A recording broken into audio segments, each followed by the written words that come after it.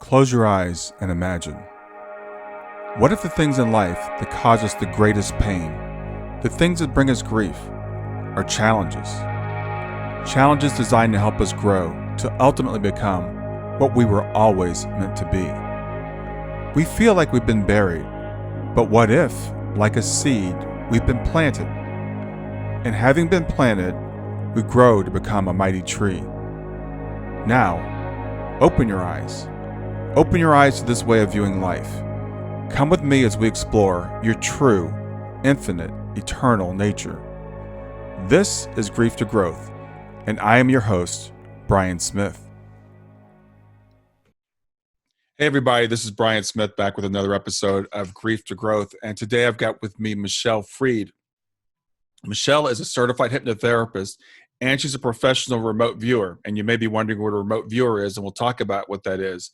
Michelle's experience in operational targets, working with detectives to help solve crimes and find missing people, as well as teaching the skill of remote viewing in her 6-week training program. Michelle is the former producer for the popular radio show created by Art Bell that's called Midnight in the Desert.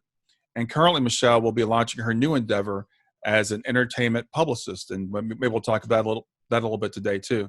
So we're going to talk about, I think, hypnosis, which Michelle is a professional at, and also remote viewing. So with that, I'd like to welcome to Grief to Growth, Michelle Freed. Hi, it's great to be here. Thanks for inviting me. Hey, Michelle, it's good to have you on. These are a couple of subjects that I'm really intrigued by, and I don't know a lot about. So I'm hoping today to learn something from you. So let's start with remote viewing. First of all, could you tell our listeners what remote viewing is? So there's a lot of people that have different definitions of remote viewing, and the remote viewing that I'm talking about is the type of remote viewing that they did in the military back in the 70s, and it was a program called Stargate. And what our government did was they grabbed some scientists from the Stanford Research Institute and put together a protocol for the military so that they can use their subconscious and project it to a target and gather intel. And what United States found out is a lot of the other countries, China, Russia, a lot of other countries had already been experimenting with these things. And so then we put together a program. Again, it's called Stargate, and you can look that up. There's a ton of information about it. And so in the 90s, they declassified the project, and a lot of these military guys, when they retired, because what they learned through the process is that anybody can remote view, and because we're all intuitive, and if you learn these, this protocol, these skills, it will help you. It's a lot of practice, it's a lot of work, but pretty much anybody can do it. And so they were teaching classes, and I took a bunch of classes from some of the popular people you may have heard of is Joe McMoneagle, Lynn Buchanan, Russell Targ. These are all my teachers, and then also John Vivanco. And there's a movie, I don't know, have you ever heard of the movie Men Who Stare at Goats? I've heard of it, but I haven't seen it yet. Okay, so that is a silly kind of parody, lightly based on what happened. Yeah. And the person who played George Clooney's part is, I believe it's Lynn Buchanan, one of the ex-military guys. And so I'm obsessed with it, and I practice all the time to the point where I'm pretty good. It's when you're dealing with your unconscious part of yourself, it's not 100% reliable, but it can give good data. And so I was working with detectives to find missing people and other various cases in the government. Recently, we were asked to remote view the Olympics. They wanted to know who or what the top three top three things that they should prepare for, top three like concerns. And so we did that, and there's various other ones. I was also, I don't know if I told you this, but I was on Ancient Aliens too. We did an episode on with the remote viewing, and we were um, we were at East Eddy Ranch. Have you ever heard of East Eddy Ranch? I have not. No. It's okay. It's this ranch in Washington and near Mount Adams. And there seems to be a lot of weird things that happen there. Hmm. And so we went there, and they do this sky watch where they're looking for UFOs. And so they do that every night. Hmm. And they just put together a whole episode of us remote viewing, if there's aliens or something like that, which was kind of a fun thing to be doing. But it looked like our data was mostly saying that they were satellites and not UFOs. So, but anyway, it was a really exciting experience. So let's kind of break this down a little bit because first of all, there's so much I want to explore as you talked about. First of all, there was a government program for remote viewing, so the government acknowledged this was real. They brought these people in, and I want to let everybody know the people that you mentioned that you've trained with are some of the top names in this field. I have Hmm. heard their names. I've heard a little bit about this, but the government acknowledged this. They know it was a real thing. They got real Yeah. results. So maybe you can give us some examples of some of the results that they got from this remote viewing they did. Well, if you look up Joe McMoneagle, it's hard for me to tell you without you seeing it. Hmm. But there, if you look up Joe McMoneagle, and you will see his actual sessions, because what we do is we sketch things out. So you have to look at what Yeah. he sketched out versus what the target was, so that you can get a really good idea. For example, say there, so one of the things about remote viewing that's very important for people to understand is that it's done in a scientific way. Hmm. So the viewers, which I'm a viewer, we are blind to the target. So the project manager will set up a project, and he'll come up with a question, and we call that the secret question. And we have no idea what that question can be. It could be anything in the world. Hmm. It could be, um, you know, the pyramids, and it could be anything. Hmm. Where, it would say like, uh, go to the location. Say it's a missing person. If it's a missing person, what they would write on there, they would definitely tell us it's a missing person, but they would not tell us anything else. So we know that, so we could prepare because it could be traumatic. Hmm. So it's a missing person, but then the secret question would be, describe the current location of so and so, whatever their name is, or describe the physical condition of whoever it is. Hmm. And we don't ever see that. We So just you get don't see the secret question. Okay. Right. We get a Okay. number, just a number, a random number. And they'll just email me a number and say, hey, do a session. And I'm like, okay. And then I do what I was taught, and I create a session, and I email it back to them. And that's really how it works. So this is really Um, open ended. So, mhm. and you said you mentioned earlier you're using your subconscious to get this information. Is that correct? Exactly. So Okay. what you're doing is projecting your subconscious. So it's about intention. Hmm. So what I do is, when I receive this target number, my mind already, when you sit, what a session looks like, you're sitting at your desk with paper in front of you, and you write down the number. Well, you first want to cool yourself down. You just want to kind of set aside your everyday life and Hmm. kind of invite yourself into, okay, I'm in remote viewing, world zone right now. And you cool down, and then you just focus, and you're engaging all your senses, um, everything about you, and you're asking yourself questions. What do I smell? What do I taste? What do I feel? And what we've learned, that and why this works, is there's actually, Dr. Shoot, is it I forgot his name. I have to find out his name, but he did this experiment Hmm. that he took a bunch of college students and he set up a project where he put a whole bunch of pictures on a computer screen and he connected them up so that you can keep track of all their vitals, like their blood pressure, their heart rate, their brain waves, everything. And what he did was he had them advance through the pictures, and throughout, scattered through the pictures randomly, he put some provocative pictures in there. Hmm. And he wanted to know if we can predict a picture before it comes. So he would have, a tree, a leaf, a rock, a building, whatever. And then he would stick in there like maybe, people kissing or maybe a bra or, something provocative he would put in there. And he noticed that the picture before the provocative one, their vitals would actually spike. Yeah, And so that was, did you hear of this? I I don't have know if heard of you've heard. this. What's his name? Doctor what?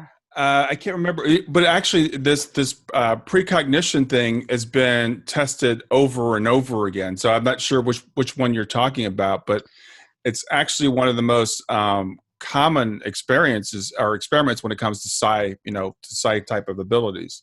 exactly. And so what we're doing is we are engaging our senses when we're Yeah. doing this because we can. And that's really what we're tapping into. And it's incredible. So I didn't realize that was actually considered part of the remote viewing genre, I guess, for lack of a better Mhm. word.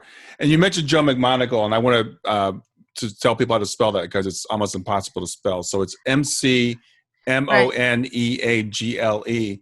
But you could also look up Russell Targ, and his last name is Targ. It's a lot easier to spell. Yes, Um, Russell Targ. and I Yeah. do remember hearing some experiments like where they would send people out to like somewhere on a street somewhere, Yeah, yeah, and yeah. and Yeah. so yeah, tell me about those. That's called the outbounder. That's what Russell Targ does. Hmm. And they're not doing conferences right now, but every year they have a conference in Vegas and they make everybody at the conference do this. And it's so much fun. So basically, he'll lead you into a session because a lot of people don't know how to do it. And he'll do like a quick and dirty explanation, just kind of do this. And in the meantime, he sends people off and nobody knows where they're going to be with a video camera and they go somewhere and then while they're there we're tuning into them and their location. Again, we're engaging. What does it smell like there? What is the ambiance? What does it feel like? What impressions are we getting? Is there a structure here? And an important thing is that we never use nouns. We just describe things Hmm. because that could, our what Joe always says is in order to be a really good remote viewer, you have to give up being human. And Yeah. what does he mean by that? Well, he means that humans need everything to make sense.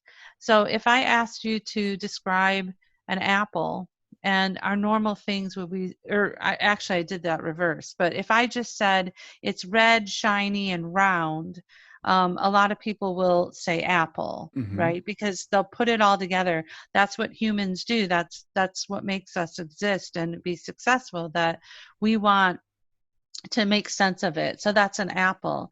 But the problem is when you say red, shiny, and round, in remote viewing and when we're engaging in our subconscious, because our subconscious doesn't understand words or anything like that, they're more symbolic.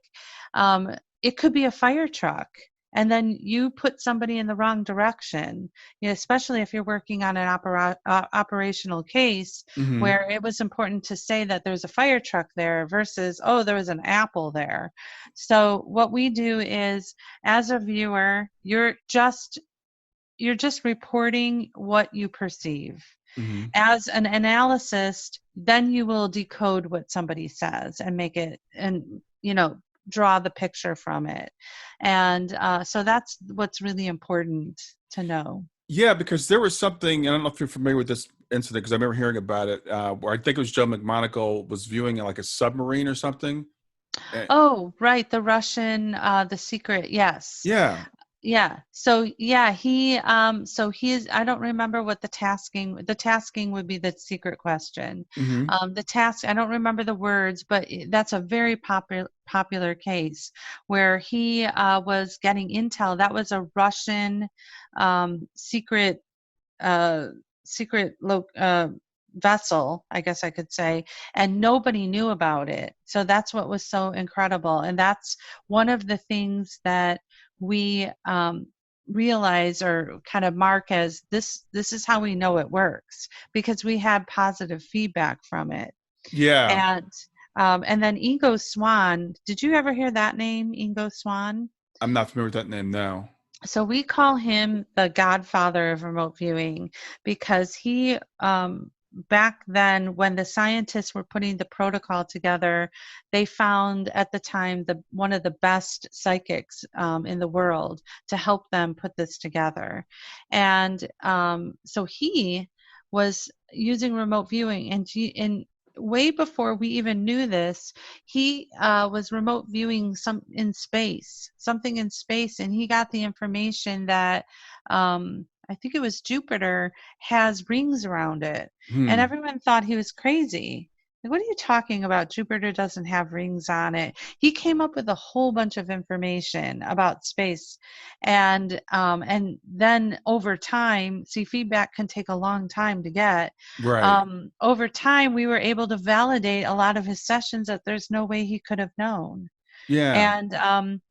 And then back to Joe, he had a session that he was remote viewing Mars, and there's a YouTube video. You have to see it because you have to see his sketches, and he's a great artist. Hmm. But they took the photos that they had of Mars next to his session, where he talks about this pyramid near a crater, and he drew it exactly how it shows up in the picture.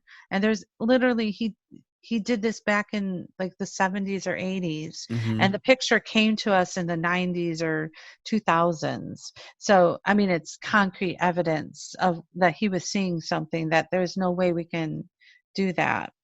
So Yeah, and that's the thing about it's interesting, Michelle. As we're talking, I talk to skeptics about all sorts of phenomena, and they always say, "Well, there's no evidence for that. There's no data that backs this up.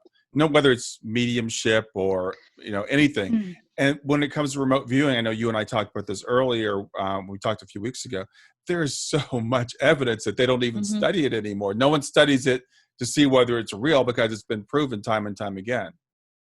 And I'm so glad you brought that up because I am part of uh, a team that we put together scientific evidence that even they can't, argue with. So we recently did and peer-reviewed um, project or Hmm. paper that was published in the Journal of Psychical Research, where we used dreams to predict a future outcome. We use dreams and remote viewing to predict a future outcome. Hmm. And so what we did was, and what's very important, and I think you will agree with this, is about the energy of intention, and that really surrounds everything in remote viewing, if not everything in life. Um, so at night, on Friday nights, we set an intention that we're going to have a dream about a photo that's going to be showed to us. Okay. Hmm. And what they did was, how they set up the project was, they we were wagering on a sporting event. Okay. Hmm. And they took two. Are you a sports fan? I am, yes. Okay, I don't want to offend you with the sports teams that I pick, but I have to pick the Cubs because I'm from Chicago. Uh-huh. So the Cubs. So you have the Cubs and, I don't know, the Cardinals. Hmm. And what we do is associate a photo with them. So the Cubs, we would say, is the ocean, and the Cardinals would be the desert. So the two photos are completely different. Hmm. And so we have no idea. That again is something that's secret. We do not know the teams. We know that we're wagering, or we know that the only thing we know as a viewer is that we're supposed to go to sleep and dream about a photo that's going to be shown to us after some game. Hmm. We don't know if it's baseball, football, horse racing. We don't know anything.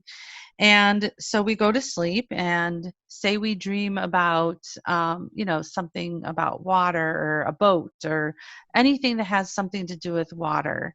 And we wake up in the morning and we do a session, and we send in the session to the project manager. Mhm. And then there were five of us, and she would look at all the sessions and she'd say, wow, four of these sessions had water in it, so I'm going to make a prediction that the Cubs are going to win. And then the game's played, and then the Cubs, of course, win. And they send us the picture of the water so that we get our feedback. Wow. So essentially, what we did and what we're proving is we literally went into the future, got information, and brought it back. Yeah, That's what we did. and this is the thing I also want to bring out about remote viewing, because I always thought of remote viewing as just like, okay, you can physically see where an object is now without laying your eyes on it. But when you and I talked earlier, we can actually remote view the future. We can predict events. Right.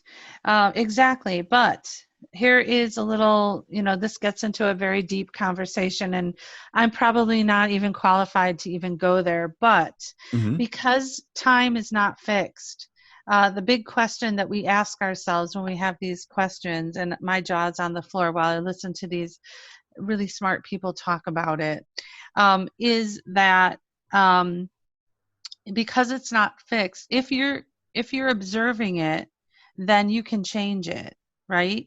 So John Vivanco, there's another book that he came out with. He was in the 90s, one of the first civilian groups remote viewing in the 90s after it was declassified. Hmm. And they had, I don't know if it was a CIA or some what they call three-lettered organization, Yeah, yeah. hired them to do counterterrorism. And they did a session where they were actually seeing a big stadium that was attacked, and there was a terrorist attack at this place. Hmm. And they believe that it didn't happen because it could have altered uh, what was going to happen. Oh, Um, yeah. by viewing it, like we know, I don't know if you know the double slit theory The that, observer effect. Yeah, yes, yeah. exactly. And so this is what people are talking, like, what's going on here? And I chime in, and I'm like, well, I have a question. Um, what if we can go into the future and, personally into our own future, and say we have a decision to make, like, should I marry this guy or should I not marry this guy? Hmm. Go into the future, find that out, send the information back so that I make really good decisions. Yeah, We don't know, but yeah. wouldn't that be a great handy thing? Like, can you Yeah. think of so many things that you would want to, like, kind of find out about before it happens, Yeah, and well, then just choose the other way? you just made a really good point earlier, though, because we don't understand the nature of time. So, Right, because one of the theories in time is everything happens at the same time. There is no linear time. That's just the way we perceive it. So right. everything that has happened or will happen, you have to use time to even describe it. You could say it already has happened. It's so Yeah. that gets really really deep really fast. So deep, right. But let's Yeah. talk about some practical applications of remote viewing. You said you've worked on missing person cases. So have you been able to locate people? Yeah, yeah. So what I'd like to say is I help. Hmm. So my data helps them. Hmm. One of the unfortunate, this was an unfortunate case, and I was getting information where it was kind of strange. I'm recalling it right now, and I remember in session, I was kind of a bird's eye view looking down at a subject, and it was male. And I could see the position he was in, and there was blood on his forehead and a big, huge rock by his head. And then there was a body of water. And then when I kind of opened up my view, opened up the aperture to a wider view, I could see a dirt road that led to a kind of like rundown structure. and it was kind of a foresty area with a lot of trees, and it was very detailed, just Mm-hmm. like I'm saying. Mm-hmm. And as you can see, the detectives could triangulate, because I said some very important things. I said there was some kind of dirt road with a structure. I said there was a body of water nearby, and I said that there it was a foresty area, and there was a rock. Mm-hmm. So what they do is, because they know where this is, and they will look at a map and triangulate. Okay, where is there somewhere where these things all occur in Right. this place. So what ended up happening is they were able to do this. And so here is the feedback. It was a male subject, college student, that went to that shack thing and got drunk. And then um, he walked over to the body of water, Mm-hmm. and got in a boat, and the boat capsized and bumped his head on it, and then he Mm. died. Wow. I was a little off, because I didn't think he was in the water, Mm-hmm. and the rock must have been the boat. So things do get distorted in our minds, Right. but they're able to iron it out with, they can figure this stuff out. But Yeah, well, that's amazing. So, missing persons, and you had also mentioned to me it's remote viewing can be used for past lives. Is that correct? yeah, Okay. so we practice a lot, and we're always looking for really kind of fun, exciting things that we could do to uh, practice. Mm-hmm. So my partner, who we work with all the time, and we're also experimenting, like, hey, I wonder if you could do this. I wonder if you could do that. So again, the secret question was, he told me that my tasking was to go to a past life, and an important past life that has information that will help me become a better remote viewer. Mm, okay. Okay. So that I didn't know any of that. So he just sends me, he goes, hey, Michelle, I got a practice for you. He gives me a number, and I sit down and do it.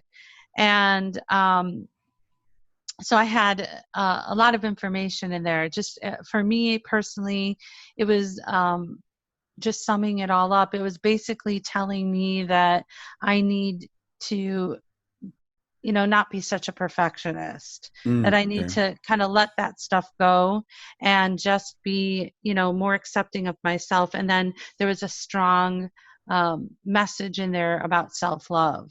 Okay. And so, yeah, so that's what I brought back from some life in the past. So, if somebody say someone lost something, could remote viewing help to find the object that they lost? Yeah, so I'll tell you a really this you're gonna love this story, because I use remote viewing and hypnosis. Okay. So, a guy calls me up, and he rented a car, and the keys for this car he lost. And I don't know if you know, like, some of these uh, keys can be like Oh $300 to yeah. replace. Yes, I knew though. Yes. Yeah, and so he's like, Michelle, you got to help me. I got to find these keys. Like, I don't know where they are. I'm like, all right, all right. So I said, don't tell me anything else. And so I sit down with a paper, and I start writing, some things, and start tuning in. And one of the weirdest things, I kept getting a cat. And I'm like, a cat? I'm like, what is going on here? I got a cat, and then I had a metallic table like thing, Mm-hmm. and then something like on the ground. So I was just like, okay, all right. So I just put that there. And then I decided to experiment, which I like to do. Mm-hmm. And so I called him up, and over the phone, I was able to hypnotize him, because one of the things about hypnosis is that our subconscious has permanent memory. Our subconscious stores everything. We talk about the Akashic records, everything, it's connected to that. So every single thing that has ever happened, every thought you had, every feeling you had, is all stored in your subconscious. It's just that we can't bring them forward all the time because otherwise we probably would be going crazy.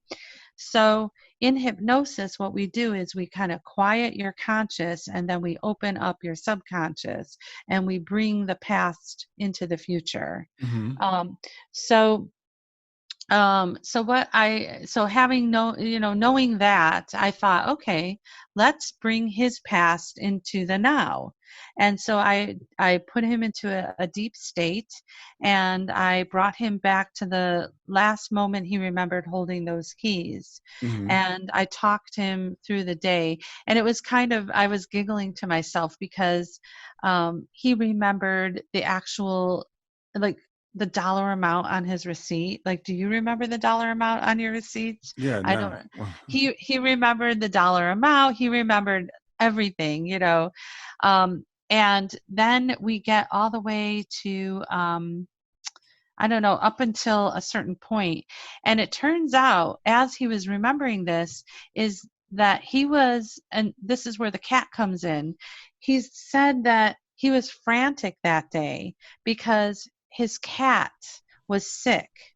And this whole thing surrounds the cat being sick, the whole thing. Mm-hmm. And he said that the cat was sick and he was, in a way, starving the cat because it had a stomach problem and not feeding it for a couple days. And this was the day he had to give the cat food. So he frantically ran to the store to buy cat food, and so he was in a hurry. He wasn't thinking, he was just freaking out, having so many problems and stressed out for other reasons.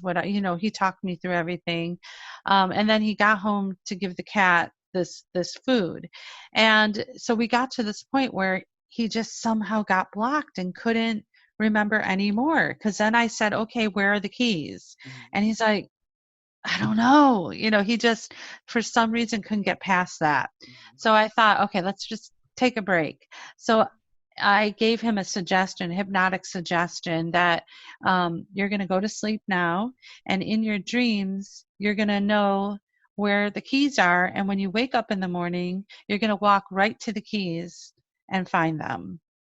And he's like, okay, whatever. So I'm like, and I'm crossing my fingers, hoping this works. Yeah, really. so so the next morning I get a call at 10 o'clock, and I'm like, hey, how are you doing? He's like, oh my God, I had a horrible migraine. And I'm like, okay. And I'm like sitting here on the edge of my chair. He's like, but guess what? I'm like, what? He's like, well, I found the keys. They were exactly where you said, under the metal stool, in the carpet, on the floor. And he thinks that the cat may have knocked it off the counter and it fell under the stool. Wow. So yeah, so we used a combination, Yeah. and it kind of paid off. Yeah, that's So a really interesting example. We'll get back to grief to growth in just a few seconds.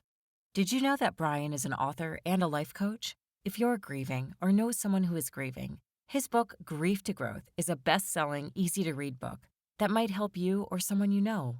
People work with Brian as a life coach to break through barriers and live their best lives.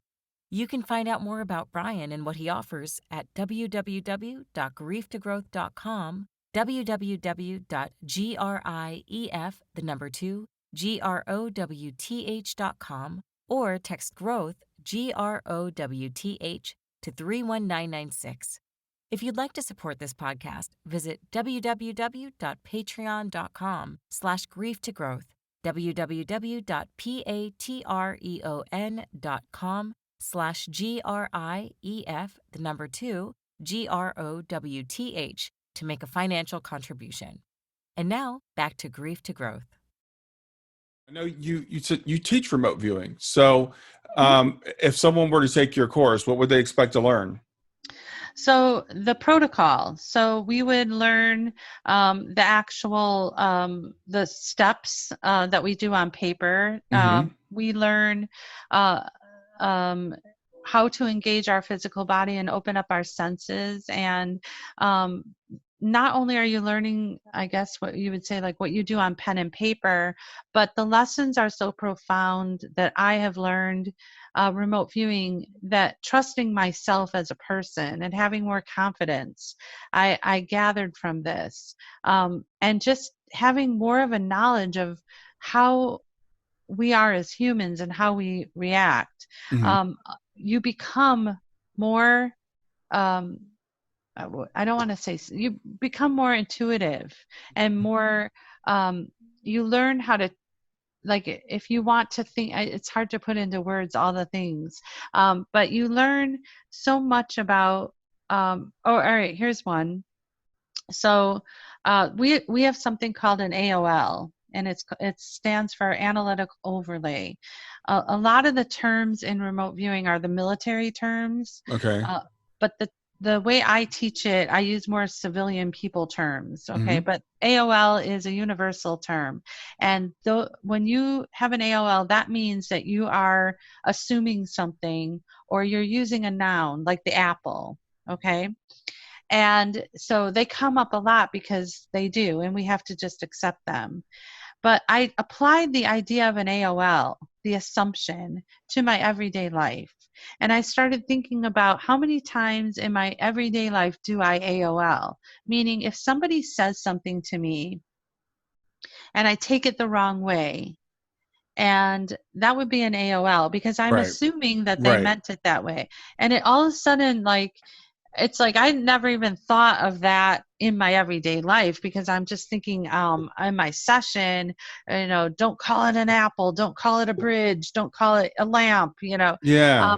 but really it's about not assuming. And I find like I'm so much happier now checking things out with people and not assuming. Hmm. And so that's like one small thing that you learn. But any question that you have in the whole world, you can ask. Like one time I remote viewed what food I should stay away from. You can ask questions about, should I date this guy, or what's my future husband going to be like, or even can I communicate, my father passed away, and sometimes, like, does my dad have a message? Yeah. Anything in the whole world that you want to ask, you can do that in Well, remote viewing. Michelle, as we talk about this, it seems like remote viewing is too small of a term. I mean, what you're We talking need to about change it. is really, yeah, what you're really, well, I mean, that seems like to me a very small subset of what you're describing. You're talking about totally opening up my intuition, tapping into that deeper, I guess, inner wisdom. Because you're talking about mediumship, you're talking about psychic ability, as Hmm. far as, someone might go to see a psychic to say, should I marry this person? Should I take that job? Whatever. Yeah. So what you're saying is, through this remote viewing, I can learn to tap into my own inner wisdom. Hmm. Exactly. Yes. Yeah. I mean, you're right. And I think, when I run into people and I say remote viewing, they don't have the same image or picture of it as what I'm describing. No, not at And so all. you're right. We do need to kind of figure out a new word for it, remote sensing, or I'm not sure, but yeah, you're right. I Well, guess. when you and I first talked, I thought about Joe McGonigal and Russell Targ and men that stare at goats, and that's all kind of interesting. But I'm like, well, how am I going to use that in my daily life, right? And that's Hmm. why I asked you that question about what am I going to learn, and if I take your course. But the more you and I talk, and I remember the first time we talked, you talked to me about seeing the future. I'm like, I didn't think that was part of remote viewing. Hmm. So yeah, I think it sounds really, really interesting, and the fact that we can all do it is really intriguing. Everyone can do it. Absolutely. Yeah, Yeah. so let's talk about hypnosis, because I know it's another thing that you do. And you actually, I was going to ask you a question: are hypnosis and remote viewing related? But you've already tied in how they kind of are, and how you've used Yeah. both as tools. So what types of things can hypnosis help with? Well, hypnosis, a lot of, like, it gets a bad rap because of Hollywood. But essentially, hypnosis is um, part of it's our who we are. We're in Hmm. hypnosis all the time. Yeah. So a couple. popular examples are if you're driving the car and you missed your exit, you were hypnotized by the road. Mm-hmm. Or if you're engaged in a movie and you're so into this movie and you didn't realize that somebody left the room or came in, Mm-hmm. that you're hypnotized.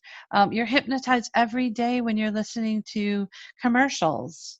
On they're giving you suggestions to drink a Coke. And Mm-hmm. like my mouth is watering right now, and I don't even like pop. Oh, I said pop. Shoot. Yeah, everyone makes fun of me for saying pop, I'm from but Ohio, so I say pop too. oh, I love you. Okay, good. Yeah. So, yeah. So, but yeah, your mouth waters because they're giving you a suggest. And just like I said before, I gave this guy the suggestion that he's gonna figure out where the keys are, let his brain process it, and when he wakes up he's going to walk right to the keys, and that's what he did. Mm-hmm. And it's the same thing. You use that same idea to lose weight, to change any habits, quit smoking, to become more confident. It's all about uh, and then when you're doing suggestions, it's all about our words, what we choose to say, and our words. And I learned the biggest lesson from when my father passed away. I was fortunate to be with him, and he was always this kind of person that didn't speak a much. He didn't speak much, and when he did, Mm-hmm. he always had something very important to say. And even to the point where if you were on the phone, he would never say goodbye. He would say later. He wouldn't say that. So when he was dying, we were standing there, and everyone's like, we love you, oh, you're the best dad, I love you, this whole beautiful kind of thing. And he had a little tear and he smiled and he said goodbye. Oh wow. And it occurred, I'm like, oh, I just learned so much from that, because to me it said, only say what you mean. And I realized we're only given so many words in a lifetime, Mm. and we should choose them wisely. Mm-hmm. Yeah. And that's in hypnosis. We are choosing our words wisely. We don't want to say I'm tired. We don't want to say I'm fat, because whatever you put after I am is what you become, you get more of. Oh. Okay. Oh. Yeah. So and it's a law of attraction, right? So Mm-hmm.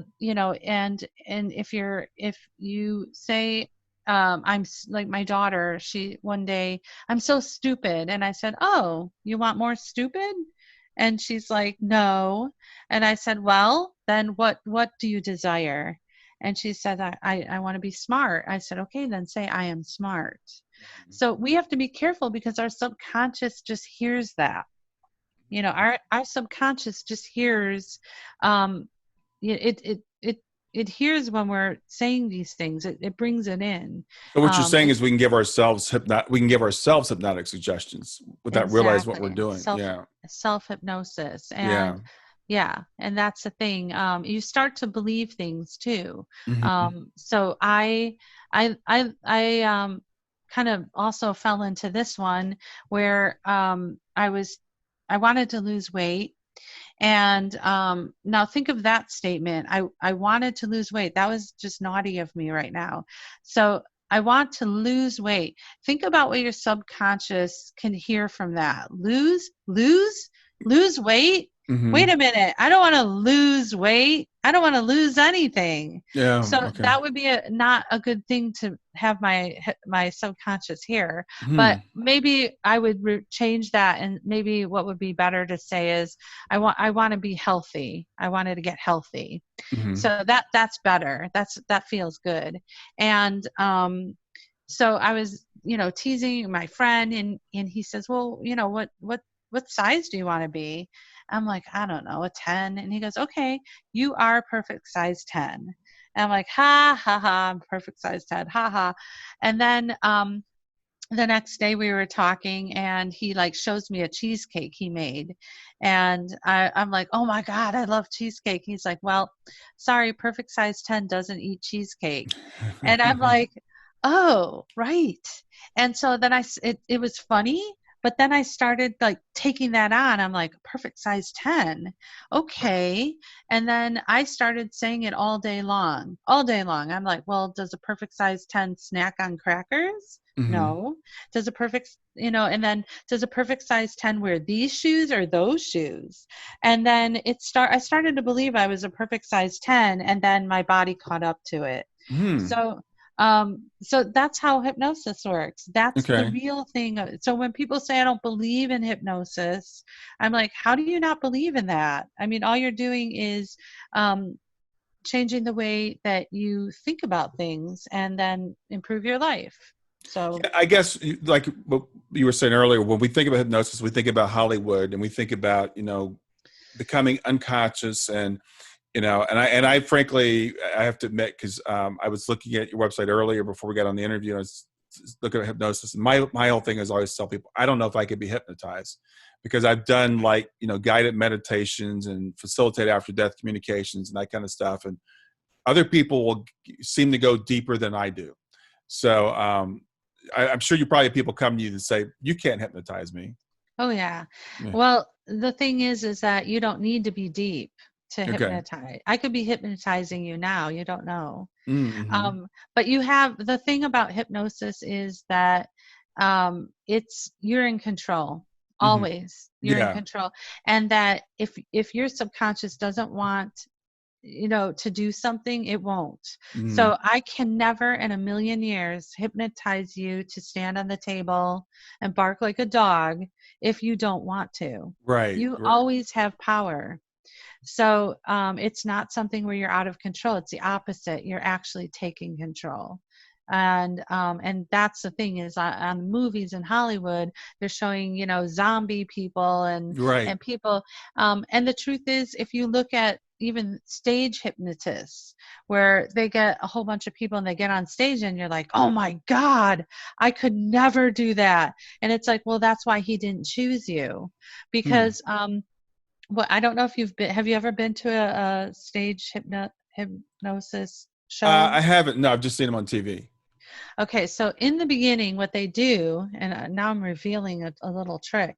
What they do is they do these tests to see how hypnotizable you are. Mm-hmm. So they'll ask you, to stand up. They'll give you some commands, and they're watching for people that follow them, and Okay. they know which ones, because it is real. What they're doing is real. But the Right. point that's important is that these people want to do it. Believe it or not, they don't have an issue getting up and barking like a dog or Right. playing. They're not shy. Right. So they're looking for those people in the audience, and they have a way to test it. Mm-hmm. So yes, I mean, everybody, I mean, if you experience what I mentioned before, things like where you were watching a movie, you didn't realize someone left the room or came in, or you missed an exit, then you are hypnotizable. Yeah. Well, like, it happens to me all the time. I'll get someplace and have no idea how I got there, or I just get in my car and I start driving, and then I'm like, why am I here? Because I get on a certain path, and I Yeah, start going to the place I usually go when I'm on that path, and I forget to turn off to go to the other place.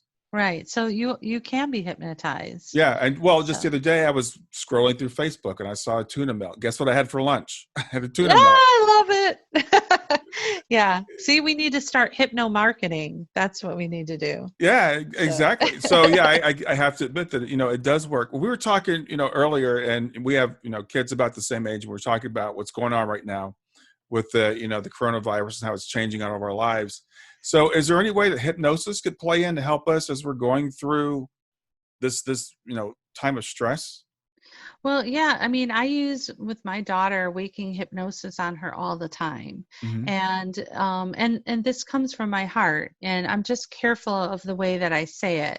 But she's a millennial, and she's a lot of millennials are, and I'm sure a lot more than just millennials, but people are feeling like this is the end of the world. Hmm. And I talked to her and, kind of got her attention. So that's hypnosis, is focused attention.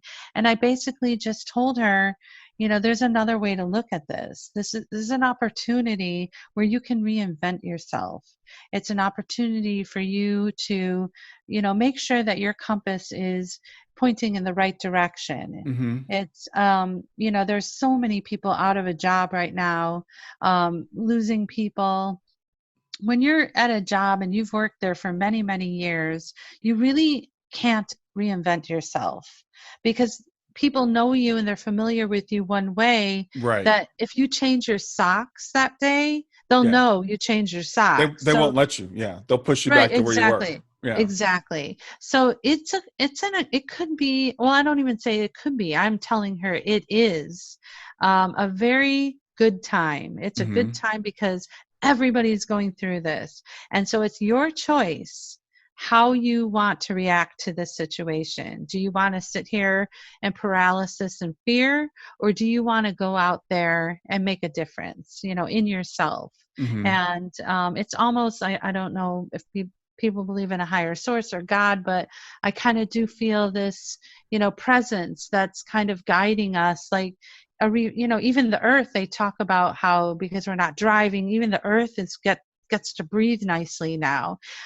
So this could be a really great opportunity for all of us. Yeah, a chance for a reset. Yeah, I think it's a great way to look at it, and I think it's it's interesting because I've had similar conversations with my daughter. We found out her kids are about the same age, Mm-hmm. but I don't think of it as hypnosis. I guess it's just it's just me having a conversation with. But I am giving her suggestions, right? Like you said, a different way to look at it. And you mentioned earlier millennials. It's not just millennials. I mean, the Right. thing is, when we have some experience, we can realize, yeah, we've been through this before, and it may make it a little easier. But I admit I've been up and down during this time too. I just heard yesterday they said we might have to live like this for 2 more years, and I'm like, oh Yeah. no, I don't want to live like this for 2 more years. And I just had like a little bit of a panic. So, Right. but Right. I'm constantly trying to do self-talk. And I guess maybe that's self-hypnosis. Like, It okay, is. this is the way you have to look at it. Take it one day at a time. We'll get through this. We've gotten through it before. Mm-hmm. I'm sure when they were going through the 1918 flu pandemic, they felt like it would never end, but Right. it did. And everything did. ends. Everything ends at some point. Mm-hmm. Yeah. Yeah. I agree with that. Oh, I was going to give you anybody that has younger kids, Mm-hmm. or actually I still use it for my older kids. But here's a good tip for hypnosis. On your way to washing the dishes in the sink, take out the garbage. Great Okay. suggestion. Great Yeah. suggestion. It's hypnotic. Yeah. It's like, while you're washing the dishes, when you're done, take out the garbage. Mm-hmm. That's hypnosis right there. Wow. And look what you get. You get clean dishes and garbage taken out. Yeah, that's tricky. I like that. Well, I actually lost something in my house the other day, so I'm going to see if I can find it. I was going to give you a test and see if you could tell me where it is, but I won't do that to you. Oh, yeah, no, on the spot. Oh, yikes. That's good. But yeah, this is really, like I said, it's really interesting, Michelle, talking to you because when we hear remote viewing, I think of military.